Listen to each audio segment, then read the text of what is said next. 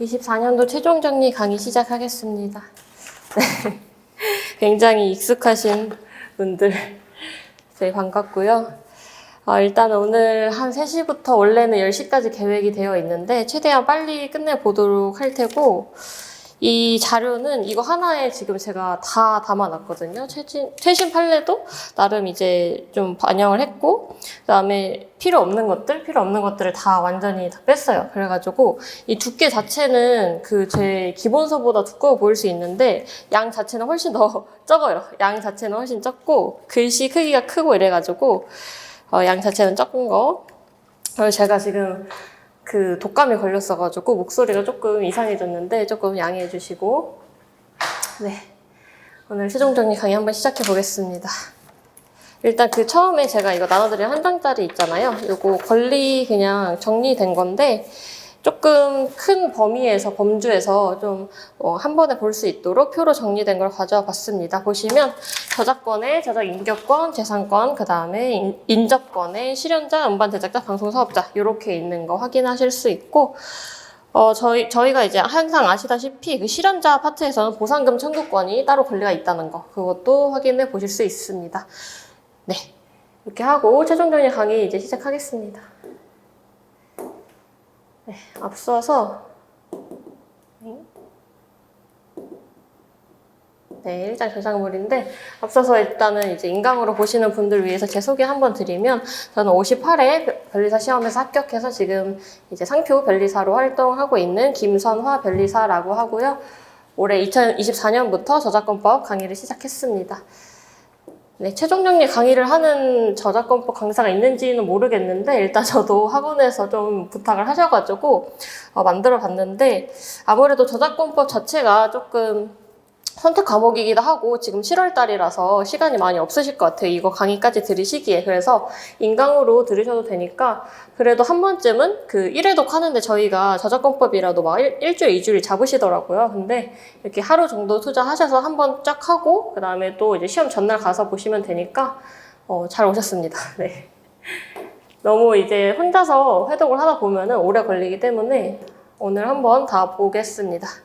네, 일단은 저작물 먼저 보겠습니다. 저작물을 제가 이제 책이랑 좀 다르게 구성을 한 건 뭐냐면, 좀 답안지 형식으로 많이 썼어요. 책은 조금 더 이론 위주로 많이 작성을 했다면, 여기서는 답안지 형식 위주로 많이 작성을 했는데, 예를 들어서 이런 것들도 뭐 창작성 판단 기준, 저희가 답안지 쓰는 형식대로 이제 써놨습니다. 그래서 저작물 의의, 그 다음에 창작성 판단 기준, 항상 저희 아시는 것처럼 요거 두 개를 가장 먼저 많이 쓰고, 그 다음에 저희 저작권 자체가,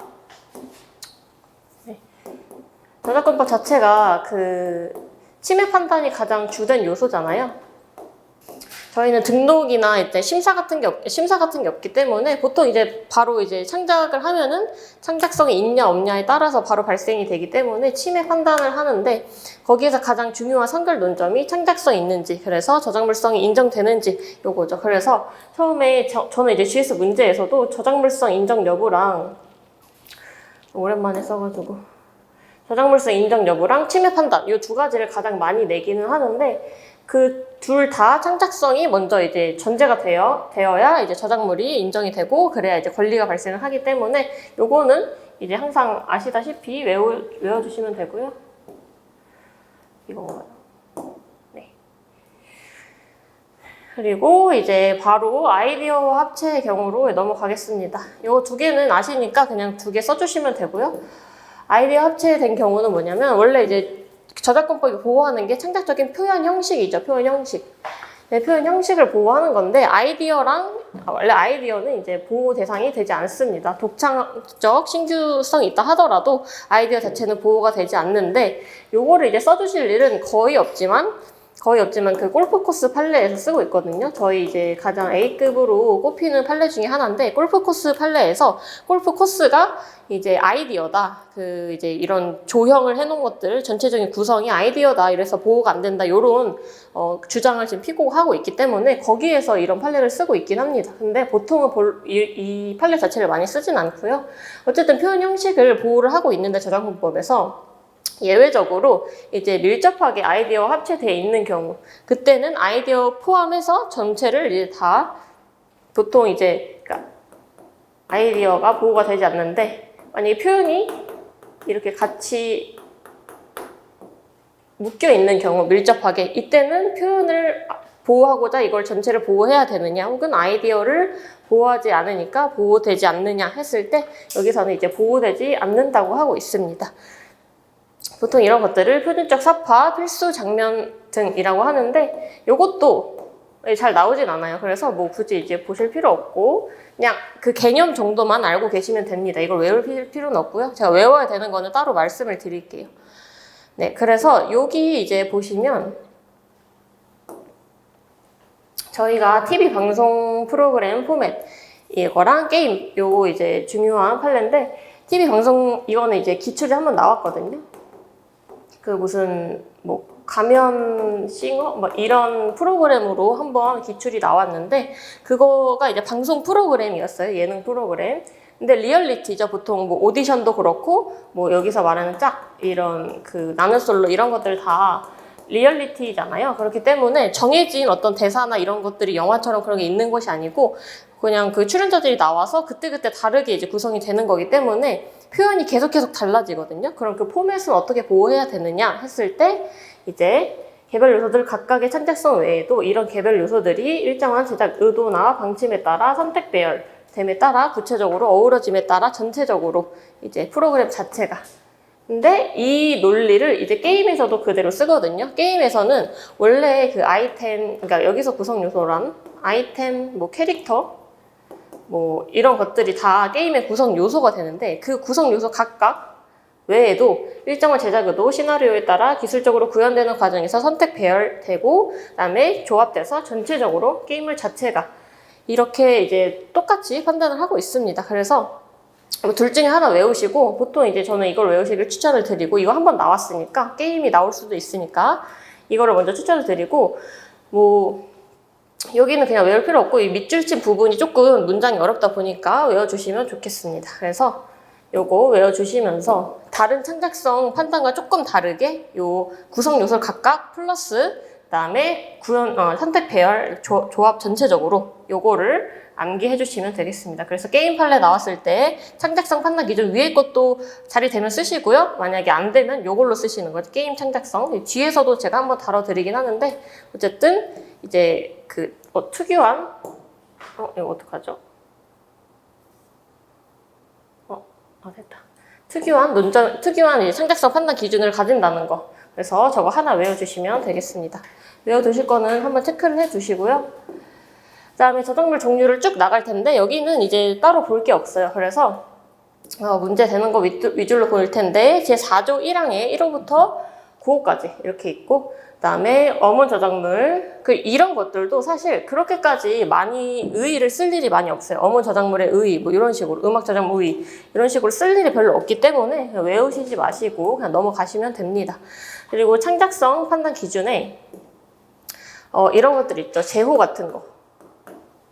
제호나 이런 것들이 있는데 보통 이런 것들을 이거 자체로 뭐 된다 안 된다 부정을 하기보다는 보통 이런 걸 짧고 이런 것들은 이제 보통 제약이 되기 때문에 창작성을 인정하기 어렵다라고 하지만 이제 만약에 제호라 하더라도 되게 제목을 길게 만든다거나 그러면은 이제 인정될 수 있습니다. 그래서 이거를 일률적으로 판단하지 않고 구체적으로 이제 판단을 해야 되는 거고요. 뭐 이거는 이제 편지인데 편지도 당연히 여기다가 이제 학문상 의견이나 예술적 견해를 쓴 거면 당연히 인정이 되겠죠. 그래서 요것도 뭐 이 판례 자체를 외우실 필요는 없어요. 그냥 아까 그 창작성 판단 기준 있잖아요. 그거를 외우신 다음에 그거를 쓰시고 답안지 쓰실 때는 창작성 이제 뭐 쓰시고 그 다음에 사안포섭 하실 때 그거를 여기다 녹여 쓰시면 돼요. 그래가지고 뭐 이 서술 편지 쓴 사람의 뭐 이런 예술적 견해가 들어가서 창작적인 표현이 개성이 발현된 것이다. 뭐 이런 식으로 쓰시면 됩니다. 그래서 이것도 외우실 필요는 없다. 네, 음악 저작물 가겠습니다. 음악 저작물은 요거는 한 줄 정도 외워주시면 좋을 것 같아요.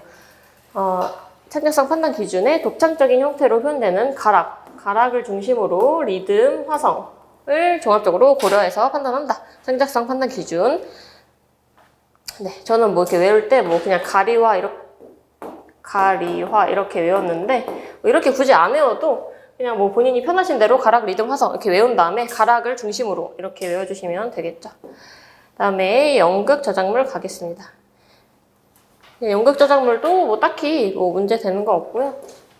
뮤지컬 같은 것들이 있는데 뒤에서 결합 저작물에서 나오니까 그때 다시 보겠습니다. 요거는 이제 샤이보이 사건인데 이거를 외우실 필요 없고 그냥 이제 사항 포섭 하실 때 이런 식으로 이 판례에서는 했습니다. 그래서 뭐 여기에 적합한 일련의 신체적 동작, 몸짓을 창조적으로 조합해야 했다. 그래가지고 이런 안무 저작성, 네, 안무 저작물 쓸 때 쓰시는데 뭐 이런 것까지 외우시다 보면 너무 많아지기 때문에 이거는 외우시지 마시고 창작성 판단 기준 원칙으로 쓰시면 됩니다. 네, 미술 저작물 4호에 있고요. 여기서는 이제 응미저가 주된 요소인데 여기는 후수를 하기 때문에 여기서 보지 않겠습니다. 네, 그리고 35조 같은 것들이 제한 사유가 문제되는 것들이 있는데 이것도 뒤에 가서 보실 거고요. 네, 또 이제 저작물 판단에 있어서 저작물이 인정되냐 안 되냐는 이제 창작성이 이제 판단이 인사간표 창이긴 하지만 이게 이제 주된 이제 판단 요소가 되기 때문에 여기는 이제 좀 보통 많이 안 나와요. 여기까지는. 이거는 이제 AI 가서나 나올 수 있는 그런 요소들이고요. 네. 근데 여기서 창작성만 되면 되지, 뭐, 완성이 된다든지, 뭐, 이런 것들은 상관이 없어요. 뭐, 음란성, 그 다음에 뭐, 선정성, 뭐, 이런 것들은 이제 문제가 되지 않습니다. 그래서 뭐, 이렇다 하더라도 이제 저작물에 인정이 된다. 그리고 뭐, 밑그림 아니면 미완성 이런 것들도 저작물이 인정이 된다. 완성될 필요가 없습니다. 그리고 건축 저작물이 이제 제가 느끼기에 조금 중요한 파트이기 때문에 여기는 좀 알아두시면 좀 푸시를 해두시면 좋을 것 같습니다. 일단은 건축을 위한 모형, 그 다음에 건축을 위한 설계도까지 건축 저작물로 봅니다. 그러면 이제 설계도서는 이제 건축 저작물이죠. 이제 5호에 있고요. 그 다음에 뒤에 나오는 도형 저작물에도 설계도서가 있습니다. 그래서 그 설계도서는 이 두 개 모두 포함한다. 건축을 위한 설계도서는. 네. 그리고 이 창작성 판단 기준 역시 건축은 조금 달라요. 그래가지고 다르다기보다는 추가가 되는 거죠. 기능적 저작물, 건축은 기능적 저작물이기 때문에 일반적인 표현 방법에 따라서 기능 또는 실용적 사상을 담고 있을 뿐이라면 창작성을 인정하기 어렵다. 그러니까 만약에 건축의 일반적인 표현 방법 이상으로 어떤 다른 창작성이 있어야 되는 거죠. 일반적인 표현 방법을 저작물이라 해서 제한을 해버리면은 이제 아무나 이제 건축을 못하기 때문에 이 기능적 저작물 요걸 써주는 게 조금 중요합니다. 건축 저작물에서. 네, 표시를 해두시고요. 기능적 저작물. 제가 표시를 해둘 거는 조금 다 밑줄 쳐놓긴 했는데 그래도 이제 형광펜으로 쳐놓는 게 더 잘 보이시기 때문에 쳐두시고 관련 판례는 설계도, 그 다음에 이제 5호, 8호 있고요. 그 다음에 제가 쓸 판례를 다 넣어놨기 때문에 이 설계도의 저작권 건축 설계 계약 체결할 때 설계도를 이제 그 건축 사무소한테 넘기죠. 그때 이제 저작권 자체는 이 설계자, 이거를 만든 사람한테 있지만 그 이용권이 건축 공사를 할 수 있는 사람한테 유보된다. 그래서 이 두 문장 적어주시면 됩니다. 그래서 뭐 A가 설계자인데 B랑 건축 계약을 했다. 그래서 얘가 이거를 설계도서를 가지고 어떤 집을 짓고 있다. 그럼 사실상 이걸 이용하는 것 자체는 이제 저작권 침해죠. 저작물 침해, 설계도서가 저작물이니까. 그리고 그걸 이용해서 이 집을 짓는 것도 복제의 한 유형이란 말이죠. 시공을 하는 거, 설계도서에 따라서. 그러면 복제권 침해가 될 텐데 이용권, 그러니까 그 침해 판단에 있어서 정당 권한이 없어야 되잖아요. 근데 정당 권한이 이 사람은 있는 거죠. 이용권이 유보되어 있으니까. 그래서 이쪽으로 이제 봐주시면 되고요. 근데 그 집을 짓는 도중에 계약이 중도 파기됐을 때 그때 어떻게 되느냐. 이용권이 처음에 이렇게 넘어갔는데 이용권이 유보가 됐는데 중도 파기됐을 때 이 세 가지. 건축주에게 설계도서가 교부되고 그 다음에 설계비가 지급이 되고 그 다음에 상당한 정도로 진척이 되어가지고 경제적 손실을 초래한다. 만약 여기서 멈추게 되면 그럴 경우에는 여전히 건축주에게 집을 짓는 사람에게 유보되어 있다. 그러니까 결국에 침해가 아니다. 여기서 말하고자 하는 거는 문제에서도 만약에 그렇게 나오겠지만 이 건축주가 만약에 뭐 을이라고 할게요. 을이 뭐 A의 을이 갑의 건축 뭐 설계 도서의 저작권을 침해하였는지 이런 식으로 나오면 요 판례를 써주시면서 처음에 뭐 만약에 이제 긴 그 배점이 크면은 요거 유보된 거 먼저 써주시고 중단되면 어떻게 되는지 요거 써주시고 그다음에 여전히 유보되어 있으니까 3번 침해가 아니게 된다. 이렇게 써주시는 겁니다. 그 처음에 문서에다가 침해 그 요건 써주시고 정당 권한이 없어야 된다. 여기까지 소극적 요건 하나 더 써주시고 이렇게 유보되고 침해가 아니다. 이렇게까지 써주시는 겁니다. 그래서 이 흐름을 잘 아시는 게 중요하고요. 이 관련 판례 중에 모형, 건축물 모형, 이렇게 작게 만드는 그런 게 있는데, 이 광화문 모형 사건인데, 이 기출에 60회에 나왔기 때문에 나오진 않을 것 같아요. 근데 어쨌든 뭐, 일단 써두긴 했습니다. 그래서 만약에 축소를 한 모형을 축소했다, 뭐 블록으로 만들었다, 이런 것들에 있어서 축소만 하면은 그게 그 창작성을 인정하기 어려운데 축소하면서 조금 이런 개성들이 들어가면서 이제 축소가 되면은 그때 창작성을 인정할 수 있다라고 하는데, 이제 60회에 작년에 나왔기 때문에 또 나오기는 쉽지 않아 보입니다. 네, 사진 저작물 들어가겠습니다. 사진 저작물은 요거 있는데 요것도 외워두시면 좋을 것 같아요.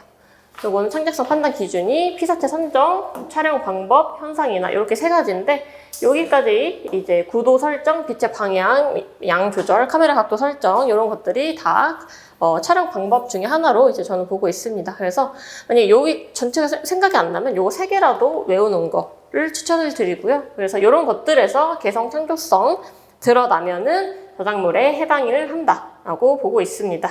네, 바로 넘어가겠습니다. 요거 한 다음에 이제 이렇게 적어주시고 사원포섭 하시는 거예요. 만약에 어떤 사진 저작물의 저작물성 판단해라 그러면 이제 여기다 3번 사안의 경우 위에 것들도 마찬가지로 해가지고 앞에 나온 설문에 나온 그런 것들 쓰면서 이런 것들 쓰면서 플러스 쓰면서 그래서 인정된다 혹은 인정 안 된다 이렇게 써주시는 겁니다. 네, 영상 저작물 가겠습니다. 영상 저작물은 특례가 따로 있죠. 특례가 따로 있어서 뒤에서 한번 볼 텐데 어쨌든 의의가 여기 나와 있고 13호에 있거든요. 의의가 있다는 것을 아는 것이 중요합니다. 몇 톤지는 몰라도 되는데 의의가 있었다라는 것을 알아두셔야 이제 그 시험장 가셔가지고 어떻게 판단을 할지 쓸지 말지 이거를 알 수 있기 때문에 영상 저작물은 이 13호에 의의가 있습니다. 네. 그리고 뭐 요런 것도 있는데 요거는 그냥 사진이랑 비슷하게 사진 저작물이랑 비슷하게 적어주시면 되고요. 이것도 그냥 이건 안 외우셔도 될 것 같아요. 안 외우셔도 되고 사진이랑 비슷하게 쓰면 된다. 그다음에 도형 저작물 있습니다. 도형 저작물은 그다지 뭐 중요하진 않는데 아까 그 설계 도서 그것 때문에 조금 올라간 거긴 한데 그렇게 중요하진 않습니다. 여기 설계도가 있죠. 그리고 뭐 지도 같은 것들이 있는데 요거는 여기 이제 나오겠지만 창작성을 인정하기가 조금 어렵거든요. 그래서 보시면 여기 설계도 이런 것도 다 기능적 저작물이죠. 그래서 뭐 이런 거 제한 되는 경우 많으므로 아까랑 동일합니다. 동일. 그래서 아까 거 외워주시면 되고요. 이 지도 같은 경우 이거는 뭐 이거를 외우실 필요는 없지만 어떤 개념적으로 이해해 보자면 지도 같은 거 볼 때 뭐 하천, 뭐 산맥 이렇게 막 이렇게 하잖아요. 이거는 한자인가요? 산을 그냥 이렇게 하나요? 지도에서? 어쨌든 이런 것들을 하잖아요. 막 밭도 하고 막 이렇게 이런 기호들 같은 경우 미리 약속한 기호 이런 것을 사용하는 것은 보호 대상이 당연히 되면 안 되죠. 기능이 있기 때문에 그래서 이런 것들을 할 수 없고 다른 어떤 표현된 내용의 취사 선택의 창작성이 있는지 이런 것들을 본다 하는데 외우실 필요 없습니다. 네. 예시로 한번 가져와 봤고요. 네, 컴퓨터 프로그램 저작물 9호에 있습니다. 요거 컴퓨터 프로그램 저작물 아시겠지만 16호에 의의가 나와 있고요. 네, 특정한 결과 얻기 위해서 1번 그 다음에 컴퓨터 등에서 직간접적으로 사용되는 일련의 지시명령 2번 지시명령이랑 특정한 결과 이렇게 있어야 됩니다. 이게 요건이고요. 그래서 뭐 요거를 이게 의의가 요건이니까 외우실 필요 없고 그리고 이렇게 두 번 쓰실 필요도 없어요. 그냥 의의 및 요건 쓰시면서 쓰시면 되고요. 그다음에 판례는 서체 파일인데 이거 이제 폰트죠. 폰트 서체 도안이랑 구별을 하셔야 됩니다. 서체 도안은 글씨 그냥 저희가 쓰는 이 글씨고요. 서체 파일은 이제 컴퓨터 폰트입니다. 폰트 그래서 사건을 보실 때, 그 판례를 보실 때 이 두 개, 서체 도안이랑 서체 파일을 구별하셔서 보셔야 된다. 알고 계셔야 되고, 여기서는 서체 파일, 그건 컴퓨터 프로그램 저작물이죠. 그래서 실체 글자의 출력을 목적으로 한다는 특정한 결과가 있고, 그다음에 이런 글자 좌표값 설정해가지고 이제 칠하라는 명령 등의 서체를 그리는 이런 것들이 이제 지시 명령이다. 그래서 제가 중략을 해놨는데 이것도 이제 판례를 엄청 줄여놓은 거거든요. 제가 필요한 부분만. 그래서 어쨌든 이 특정한 결과랑 지시 명령이 있어서 이제 컴퓨터 프로그램 저작물에 해당한다라고 보고 있습니다. 그래서 이거는 이렇게 하는 거는 사안포섭 하실 때 보통 이렇게 많이 쓰시고요. 이거를 판단 기준으로 쓰시기엔 좀 애매해요. 판단 기준은 요거나 요거를 쓰시는 거고, 이거는 이 폰트가 나왔을 때, 사용 포섭 하실 때 쓰시라고 이제 넣어두은 겁니다. 네, 그리고 응미저 가겠습니다. 응미저는 2조 15호에 나와 있습니다. 그 4조에는 그 미술 저작물 안에 포함이 되어 있고, 응미저는 15호에 있습니다. 그래서 동일한 형상으로 물품의 복제 될 수 있고 독자성 인정될 수 있는지, 그래서 복제랑 분리 이렇게 두 가지를 보시면 되겠습니다. 네, 그리고 판단 기준을 보시면 이것도 다 어떤 그 판단 기준은 이걸로 적으시는 거고, 이거는 이제 사안을 적으실 때, 사안 포섭하실 때 적으시는 건데, 예를 들어서 이 비더레드 사건, 비더레드라는 글씨체, 약간 서체? 붓글씨체로 비더레드라고 써져 있는 거를 티셔츠에다가 이렇게 넣은 건데, 이 사건에서 이 도안의 창작 경위, 이용 실태 등을 고려할 때 그 목적 기능에 있어서 이런 것들의 상품의 동일한 형상으로 복제, 그리고 이거를 실용적인 목적을 주안점을 두었고 이용되는 상품과 구분돼서 독자성이 있다라고 보고 있습니다. 그래서 응미저 인정된다라고 하고 있습니다. 그래서 이런 도안 같은 것들이 있죠. 도안 같은 것들은 보통 옷이나 가방이나 이런 데 프린팅이 될 수 있기 때문에 보통 응미저로 많이 인정이 됩니다. 그리고 히링크 넥타이 도안도 마찬가지로 이제 관념적으로 구분이 되기 때문에, 이게 무늬잖아요. 결국 이 무늬이기 때문에 관념적으로 그냥 그 넥타이랑 그 무늬 자체를 이렇게 찢을 수는 없지만 관념적으로 분리된다. 이 분리 가능성의 어떤 의의죠. 분리 가능이 그냥 이제 물리적 분리가 아니라 관념적 분리까지 포함이 되는 의미다.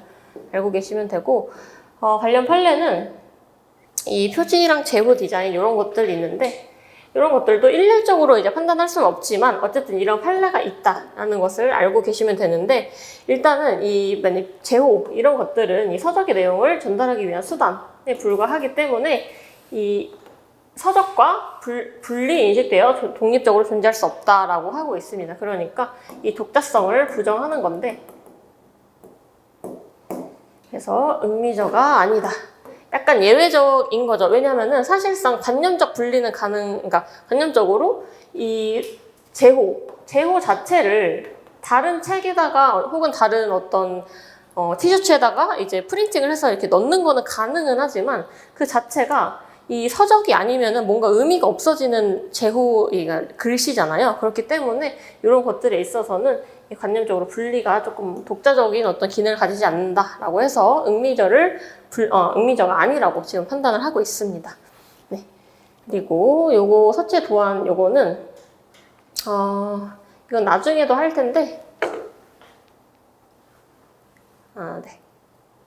이 서체 도안은 처음에 그 글씨 자체가 그러니까 그냥 한글을 저작물로 인정을 해버리면은 이거 자체를 뭔가 이게 기능이 되게 있는 거잖아요. 한글 자체가. 그렇기 때문에 그냥 이 글씨가 만약에 너무 특이해가지고 뭔가 그림처럼 돼버린다.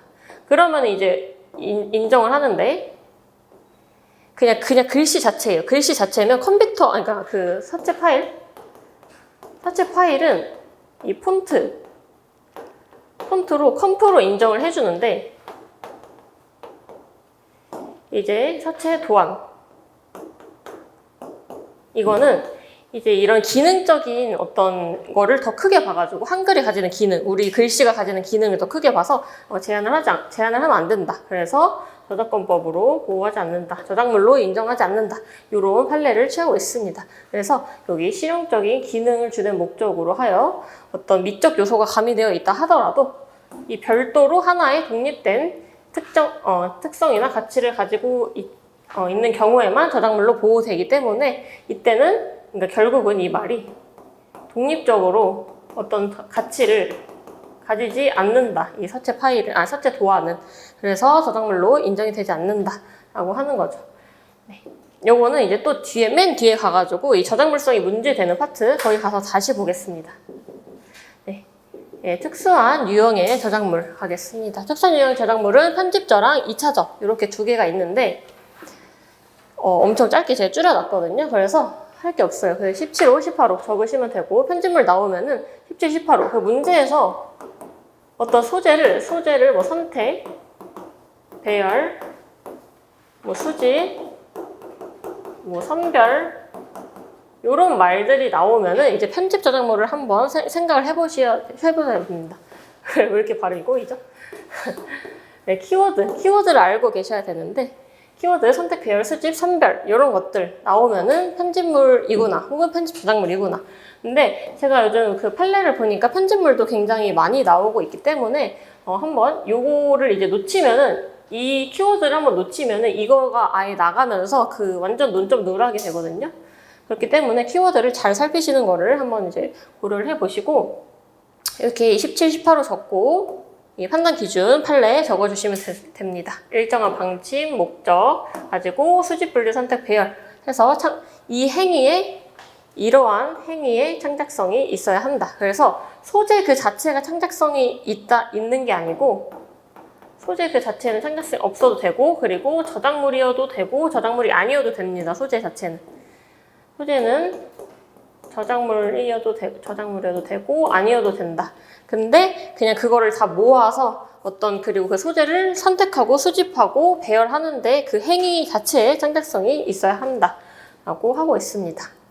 그리고 이제 취급은 이제 독자적인 보호 6조에서 하고 있고 독자적으로 보호되고 그 안에 있는 소재 그 다음에 그 소재가 저작권 있을 수도 있고 없을 수도 있는데 어쨌든 그 소재에 영향을 미치지 아니한다.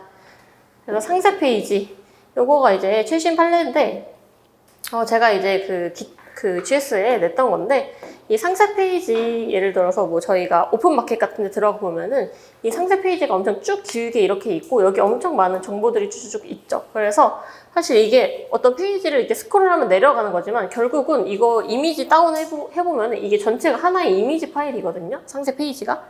그럼 거기 안에 이런 것들이 있어요. 상품의 기능, 특징, 사용 방법, 용도, 안전, 뭐 표시사항 이런 것들이 쭉 적혀 있고 뭐 그 제품 사진도 있고 글도 막 이렇게 적혀 있죠. 홍보글. 그 다음에 뭐 이런 사용 방법, 용도, 기능, 특징 이런 것들이 쭉 적혀 있죠. 이 전체적으로 봤을 때 요거가 이 소재의 선택 요거에 이제 창작적인 행위에 창작성이 있으면 이 전체로서 상세 페이지 자체가 편집 저작물로 인정이 된다라는 겁니다. 그래서 근데 여기 안에 이 판례에서는 요 2022도 1100 판례에서는 이 사진 이 소재죠, 소재. 하나의 소재일 뿐인데 이 소재가 여러 개가 있어요. 사진도 있고 이 글도 소재고 근데 이 사진 소재의 저작물도 인정을 했고요. 뭐 되게 특이하게 사진을 찍었기 때문에 이 사진도 저작물이고 이 전체적으로 상세 페이지는 편집 저작물이다. 이렇게 보고 있습니다. 그래서 이렇게 아까 의의 적고 그 다음에 판단 기준 적은 다음에 이렇게 사항 포섭 요거는 사항 포섭용이거든요. 그래서 사항 포섭은 이렇게 하시면 된다. 그리고 상세 페이지도 편집 저작물로 인정이 된다 라고 알고 계시면 되겠습니다. 그리고 특수한 유형의 저작물 중에 2차적 저작물이 있는데 이것도 제가 답안지 형식으로 적어왔습니다. 의의는 5조 1항을 이용해가지고 2차적 저작물이랑 원 저작물을 번역, 편곡 이런 것 등으로 작성한 창작물이다 하는데 저는 항상 이런 것들 나올 때 여기서 한두 개 정도 문제되는 거 그러니까 여기 그 문제에서 쓰는 것들 예를 들어서 그 문제에서 각색이 나오거나 영상 제작이 나오면 2차적 저작물이랑 원 저작물을 영상 제작 그 밖의 방법으로 작성한 창작물이다 이런 식으로 짧게 줄여서 적습니다. 네, 그래서 이렇게 한두 개 정도 적어주시면 되고 복제 같은 것도 마찬가지고요. 2차 저작물 판단 기준 판례가 있죠. 그래서 원기실 사세수, 세창부 이렇게 항상 적는 식으로 두 줄 적으시면 되겠습니다. 5조의 독자적인 취급이 독자적인 보호 해서 똑같이 6조의 편집 저작물, 5조의 2차적 저작물 해가지고 독자적으로 보호하고 원저작물 그 안에 있는 원저작물, 기초화한 원저작물에는 영향을 미치지 아니한다. 네, 이거는 이게 적을 때도 있고 안 적을 때도 있습니다. 이거는 그냥 뭐 문제가 되면 적는 거고요. 관련 규정은 11조 4항이랑 45조 이런 것들이 있는데 이 11조 4항도 제가 문제 한 번 냈는데 11조 3항을 냈나요? 뭐 3항인가 4항인가 여기서 뭐 편집저랑 2차저 여기에 만드는 것을 만약에 동의를 했다면은 그 여기 이 소재나 이 원저작물의 저작자가 동의를 했다면 만약에 요것들이 공표가 되는 거 이것들이 공표가 되면 당연히 여기 안에 있는 것들도 공표가 되겠죠. 간주가 되겠죠. 그래서 이런 조문이 있다. 동의를 얻어 작성된 2차저 편집 저작물이 공표된 경우에는 원 저작물도 공표된 것으로 본다. 그래서 저는 여기서 공표권 소진 문제를 냈었죠. 그래서 이렇게 공표가 간주됐을 때 공표권 소진이 되는 거 이런 것들도 있고요. 45조 2항에서 이 원래는 저작 재산권, 인격권은 양도가 안 되죠. 재산권 전부를 양도하기로 했을 때 2차전은 원래는 이렇게 뭉뚱그려서 말을 하면은 2차전은 배제가 되는데 아니한 것으로 추정한다. 배제된 것으로 하는데 컴퓨터 프로그램 저작물의 경우에는 포함된 것으로 저렇게 뭉뚱그려 해도 2차전까지 포함된 것으로 본다라는 이제 예외죠. 컴프가 예외가 조금 있는데 나중에 다시 보겠습니다.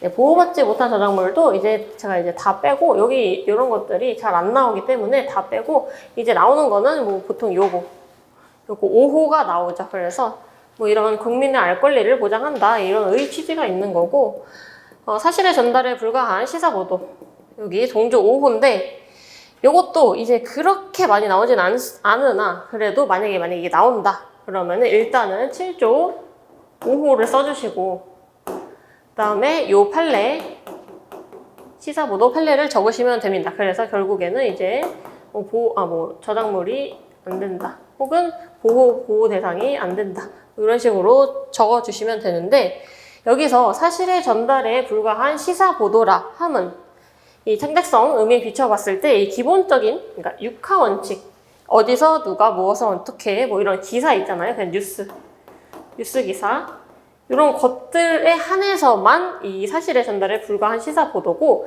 예를 들어서 그 기자가 어떤 자신만의 뭐 언어나 뭐 평가나 이런 것들을 할 때가 있잖아요. 예를 들어서 옛날에 엄청 유행을 했던 그 뭐 박대기 기자? 뭐 이런 기자가 있었는데 뭐 눈이 올 때 막 눈을 한참 동안 막고 서 있어가지고 항상 이제 막 머리에 이렇게 눈이 쌓여있는 기자가 있었거든요. 근데 엄청 유명해졌어요. 근데 그 기자가 하는 어떤 이런 용어 선택이나 이런 것들이 창작성이 있어서 사람들이 어떤 걸 딱 들었을 때 이 사람은 이 기자가 하는 말이다. 이런 것들을 알 수 있을 정도라면 그거는 이제 어떤 창작적인 어떤 기사라도 창작적인 표현에 해당한다. 이런 것이죠. 근데 만약에 육하 원칙만 딱딱딱딱 있는 기사다 그러면은 그거는 당연히 이 5조, 7조, 5호에 해당이 돼서 그 보호가 되지 아니한다 이렇게 아시면 되고 뭐 이런 것들 제가 밑줄 쳐놓은 부분들 키워드로 잡으셔가지고 나중에 상표섭 하실 때 쓰시면 되겠습니다. 네, 뭐 사실 이것도 뭐 볼 게 없고 다음 저작자로 넘어가겠습니다. 저작자 조금 보고 쉬겠습니다. 저작자는 일단 적으실 때 문제가 되는 거는 보통 저작자가 문제 되는 거는 많이 없어요. 많이 없는데 요 창작적인 표현 형식에 기여한 자 요거 나올 때가 가끔 있어요. 가끔 예를 들어서 요런 것들 요거를 이거는 잘못했어요. 외우실 필요는 없는데 알고는 계셔야 해요. 그래가지고 예를 들어서 공동 저작물 같은 게 나올 때 그러니까 2명 이상이 어떤 개입을 했다. 어떤 저작물을 만들 때 그때 이제 작성 과정에서 아이디어 소재에 필요한 자료 혹은 돈 같은 거, 자금 이런 거를 줬다고 하더라도 그런 것들만으로는 저작자가 되지 아니하고 창작적인 표현 형식에 기여를 해야 된다. 요거를 쓸 일이 많이 없지만 그래도 만약 이런 문구가 나온다 하면은 이거를 쓰시는 게 좋아요. 그래서 이게 원칙이고 이 두 줄, 딱 한 줄 요거를 적으시는데 요거는 이제 플러스 알파다. 아이디어 소재에 필요한 자료 이런 것들을 제공하는 것은 이제 달리 볼 것 아니다 라고 하는 거. 그리고 창작자 주의 원칙 적을 때 요거는 이제 보통 이제 뭐 업무상 같은 것들 나올 때 저작자가 다르잖아요. 그 창작한 사람이랑 저작권자랑 이 창작자랑 달라지는 파트 있죠? 업무상 저작물. 여기서 일단 창작자 주의 원칙을 먼저 적으시는 겁니다. 그리고 이걸 적고 그 다음에 예외로 업무상 저작물 조문을 적는 거죠. 이 구조에 있습니다. 저작자 결정이. 업무상 가서 다시 보실 테고요. 어쨌든 창작자 주의 원칙을 적으시면서 뭐 바로 창작을 하자마자 바로 저작권이 발생하기 때문에 그때 그리고 요거 강행 규정입니다. 그래서 이제 특약으로 바꾸지 못한다. 창작자주의. 근데 예외가 업무상이다. 이렇게 알고 계시면 되겠습니다. 저작자 추정 규정 8조에 있습니다. 이것도 이제 문제에 제가 뭐 내긴 하는데 그렇게 문제에 많이 나오는 건 아닙니다. 그래서 이거는 이제 대작 같은 거 할 때 그 대작 있잖아요. 그 나중에 여기 나오네요. 여기 나오는데 뭐 한 사람이 이제 자기 거를 대신 적어달라. 대신 자기 논문을 대신 적어달라. 그러니까 창작한 사람이 이제 뭐 조교겠죠, 조교. 그리고 이제 대신 말한 사람이 이제 교수겠죠. 그래서 이제 교수가 이제 조교를 부려먹으면서 내 거를 대신 작성해라 라고 했을 때 이게 대작이라고 하는데 이랬을 때 교수 이름으로 나가겠죠? 그 논문이. 그러면 이 추정은 되겠죠. 저작자 추정이 8조로 추정이 되는 겁니다. 추정. 그럼 추정 규정을 적어주시는 거예요. 그래서 뭐 이러이러해서 교수의 저작물로 뭐 추정이 된다. 저작자가 교수로 추정된다. 이런 식으로 적어주시는 겁니다. 그리고 관련 문제 대작에 59회에 나와서 이게 뭐 아직 얼마 안 됐잖아요. 그래서 나올 확률이 그렇게 높진 않으나 이건 공표권 파트에서 다시 볼 테고 어쨌든 그 판례가 조금 있기 때문에 저희도 같이 보고 넘어가겠습니다.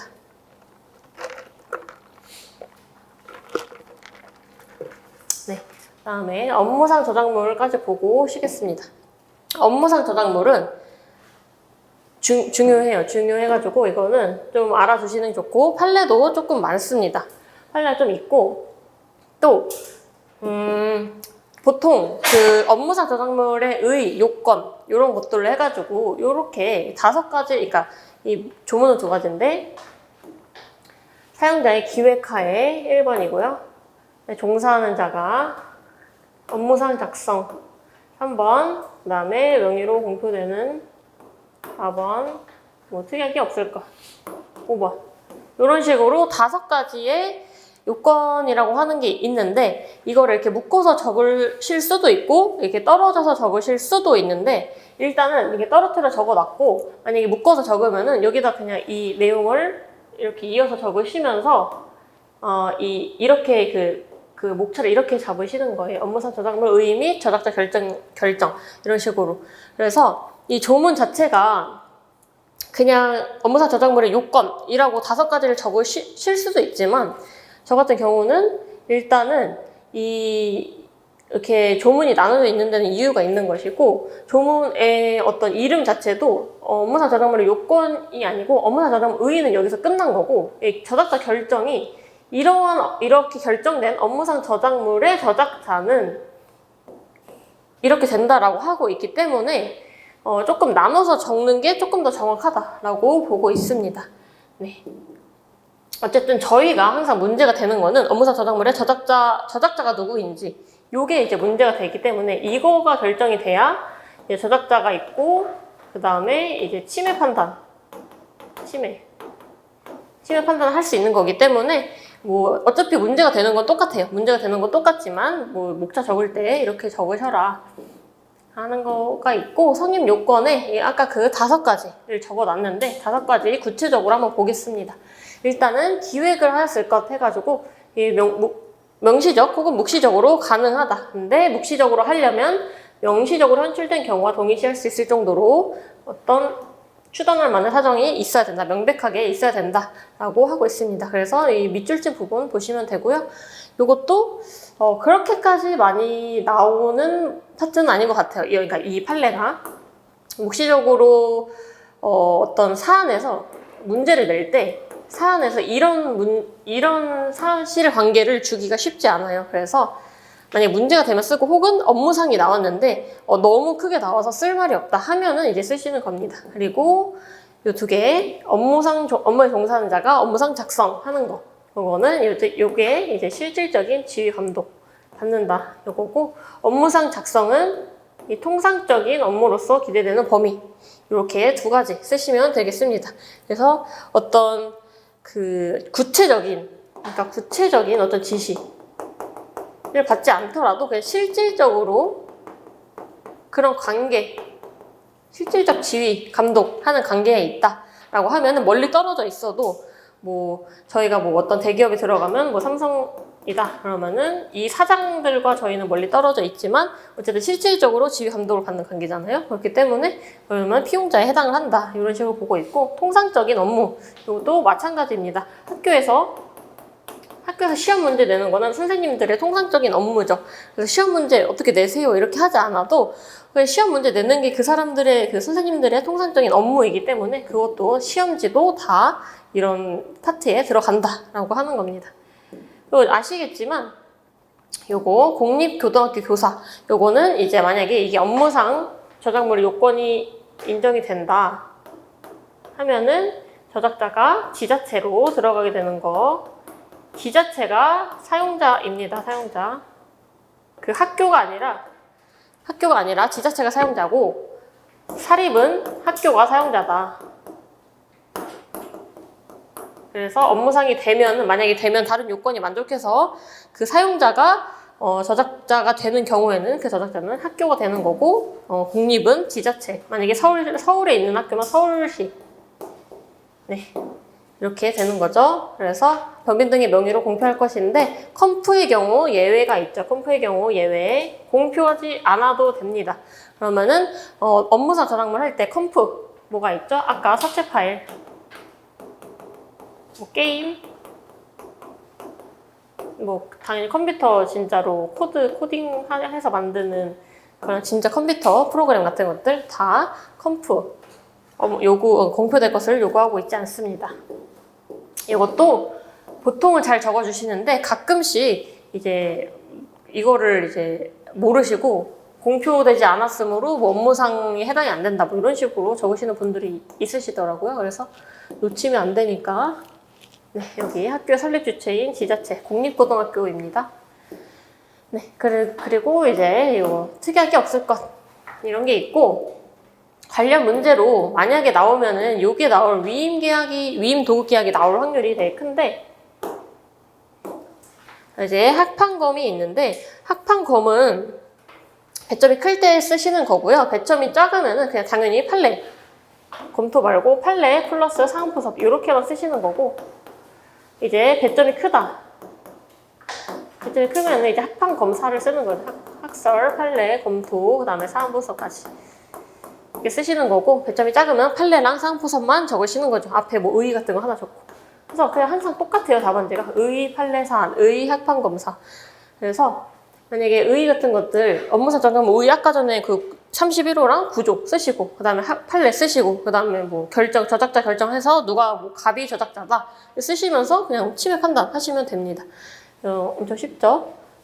그래서 일단 판례 도급 계약은 준용하지 않는 것이 원칙이죠. 원칙은 부정입니다. 그래서 단체명의 저작물, 저작권법 구조를 해석함에 있어서 요거는 이 예외 규정이라 했잖아요. 창작자 주의 예외 규정이거든요. 창작자 주의 예외 규정이니까 제한적으로 해석해야 된다.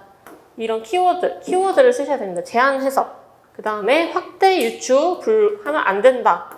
이런 키워드 꼭 적어주셔야 되고 도급 계약까지 적용할 수 없다. 그래서 결론 적어주시면서 만약에 그냥 예를 들어서 그냥 일반적인 저작물이다. 그러면은 요거 적어주시고 사안에 이러이러 해가지고 도급 계약에는 적용되지 않으므로 업무상 아니다. 그러므로 이 사용자가 만약에 법인이 그 저작물을 이용했어요. 그러면 그거는 이제 침해가 되는 거죠. 저작자가 그 창작자니까. 근데 이 컴퓨터의 경우에는 또 예외가 있습니다. 만약에 어떤 사람이 법인에 없고, 예를 들어서 법인이 이렇게, 법인 회사가 이렇게 있는데, 회사랑 어떤 사람이 있고, 이거는 이제 그 프리랜서 개발자예요. 개발자. 근데 이 사람이 만약에 이 회사에 안에 있어요. 그 취업을 했어요. 취업을 해서 안에 있으면 컴프나 아무거나 상관없이 다 이제 그 업무상 저작물 인정이 되는 거고요. 이 사람이 프리랜서예요. 여기서는 이제 취업한 상태고, 프리랜서면 도급 계약으로 가겠죠? 프리니까 도급 혹은 뭐 위임 이런 걸로 가겠죠? 그러면은 이제 컴퓨터는 업무상으로 인정이 될 수 있다. 근데 만약에 다른 그림 뭐 이런 것들, 뭐 글 이런 것들은 인정이 안 된다. 이렇게 되는 거죠. 그래서 여기를 이제 판단해 주시는 게 되게 중요합니다. 다시 정리해 드리면, 업무상 법인이 이렇게 있고 어떤 사람이 여기 안에 포함되어 있을 때는 컴프든 아니든 상관없이 업무상 요건 아까 그 5개만 보면 되고, 프리랜서로 바깥에 있는 사람한테 외주를 준다 했을 때는 일반이면은 도급계약 적용 안 되는 이 판례 써주시면서 안 된다. 그다음에 컴퓨터면 컴프면 요거 써주시면서 된다. 근데 요것도 이걸 당연히 만족해야겠죠. 어쨌든 이렇게 여기 있을 때는 상관없이 다 업무상 인정된다. 네, 이렇게 써주시면 됩니다. 근데 그러니까 결국에 여기 프리랜서라서 외주로 도급계약하면서 근데 그 외주 주는 게 컴프인 경우, 그 경우에는 이런 게 있어야 되는데, 개발업자의 인력만을 빌어서 자금 같은 거, 기획 다 이제 이 법인이 하는데, 개발업자의 이제 코딩만 빌려서, 코딩하는 손만 빌려서 개발을 의뢰하고, 이 사람도 오로지 주문자만을 위해서 개발 납품하는 이 2가지가 있을 때 결국 주문자 명의로 공표하는 것과 같은 결과를 가져오는 예외적인 경우. 그래서 공표를 하지 않아도 되는데 결국 그 사람 명의로 공표하는 것과 같이 이거는 이 법인이 만든 거지 라고 할 수 있을 정도의 어떤 예외적인 경우에는 구조를 준용한다. 그래서 이 법인을 프로그램 저작자로 보게 됩니다. 그래서 이게 헷갈리실 수도 있는데, 프리랜서 도급 계약에서 컴프의 경우에는 업무상이 인정될 수 있다. 근데 보통 도급 계약은 안 된다. 이렇게 알고 계시면 되겠습니다. 네. 그리고 뭐 요거는 이 로티 판례에서 로티 판례는 그거죠. 도급 계약인데, 로티가 디자이너한테 도급 계약을 한 건데, 이때 이런 뭐 변경을 요구할 권리를 다 유보하고 있었는데, 롯데월드가 그거를 바꿔서 사용했어요. 너구리 도안을 바꿔서 사용했을 때 이 디자이너가 동일성 유지권, 독립권 침해를 주장을 했죠.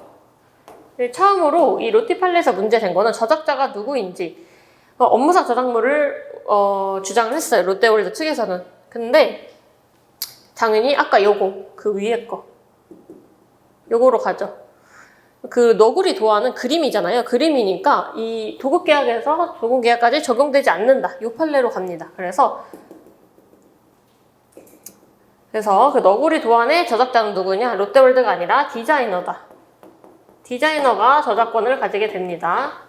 도급계약에는 업무상이 준용되지 않기 때문에 원칙. 그렇지만 이 두 번째로 문제된 거 독립권 침해를 주장을 했는데, 이 독립권 제한 사유가 있잖아요. 13조 2항에 5호에 부득이 사정 같은 게 있는데, 그거에 의한 13조 2항 5호에 의한 제한 사유가 법조문에 있는데, 그거 말고 묵시적 동의에 의한 제한이 판례에 의해서 인정이 되거든요. 묵시적 동의에 의한 제한.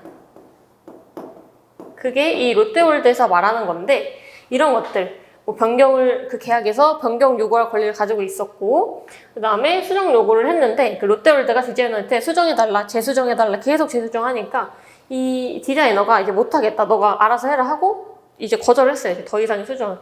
그러면은 이런 요구할 권리까지 있는데 거절한 거니까 그럼 우리가 알아서 수정해서 쓸게 라고 한 거죠. 롯데월드는. 그러니까 이런 전체적인 사정을 봤을 때 이 신청인이 이제 디자이너의 묵시적인 동의에 의한 거다. 이 변경은. 그래서 독립권 침해에 해당하지 아니한다 라고 하기 있기 때문에 독립권 그 제한에는 이 법조문에 의한 제한도 있지만 묵시적 동의에 의한 제한도 있다라는 것을 알아두시면 되겠습니다. 이거는 이제 사은포석 하실 때 쓰시면 되는 거고요. 네, 독립권에서 뭐 또 아마 또 볼 일이 있을 것 같아서 여기서는 일단 넘어가겠습니다. 어쨌든 여기서 문제가 됐던 게 디자이너가 저작권을 가진다. 왜냐? 도급계약 원칙이기 때문에 이 그림은 네, 만약에 이 롯데월드가 이 사람한테 컴퓨터 프로그램을 만약 의뢰를 했다면 여기로 가서 달라졌을 수도 있어요. 근데 일단 이거는 그림이기 때문에 원칙으로 가게 됩니다. 네, 여기서부터 잠깐 쉬었다가 10분 정도 쉬었다가 다시 시작하겠습니다.